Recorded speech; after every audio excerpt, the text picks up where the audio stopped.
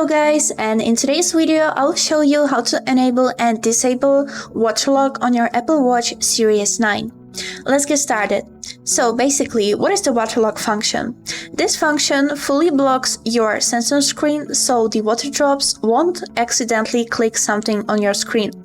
To enable this function, click on this side button on your watch to open the control panel and scroll down until you will see this drop icon right here. Click on it and the water lock function will be activated. You won't be able to do anything on your watch, and now you can easily go to pool or take a shower with your watch.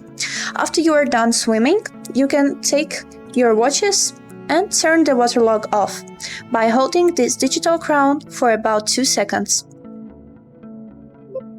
And after this, don't forget to shake the water of your watch. And that's it. I hope this video was helpful for you, and thank you so much for watching.